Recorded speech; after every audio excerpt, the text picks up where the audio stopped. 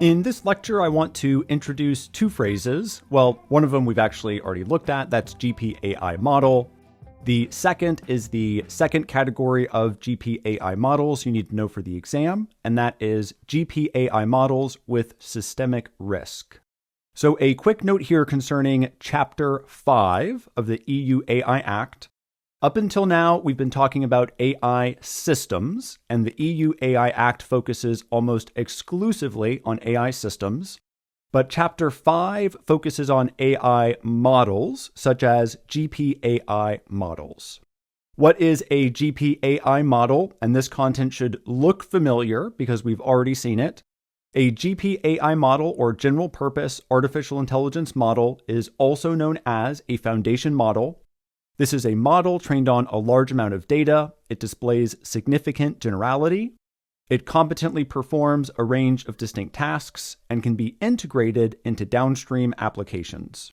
It excludes pre-market AI models used for R&D and prototyping. And so this is the definition of a GPAI model. And now we are going to look at the definition of a GPAI model with systemic risk. This is the second category of GPAI that you need to know for the exam.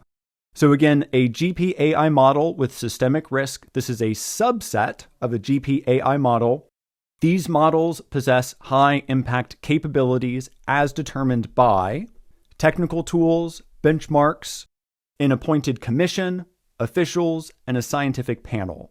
The definition of GPAI model with systemic risk concerns the technical architecture of the system. And what is that technical architecture? What are the technical specifications? Well, a GPAI model is assumed to be high impact when the computation for training is greater than 10 to the 25th flops.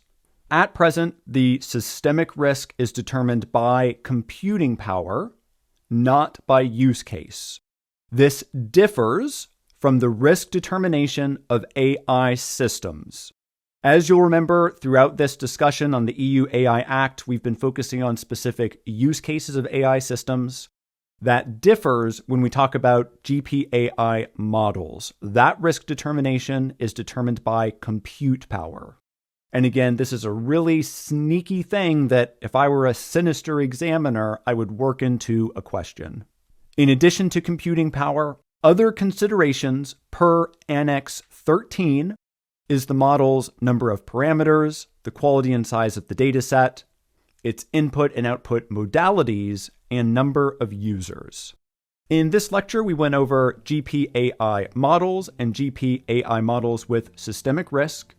In this review slide, I'm just going to focus on the systemic risk models because we've already gone over GPAI models before.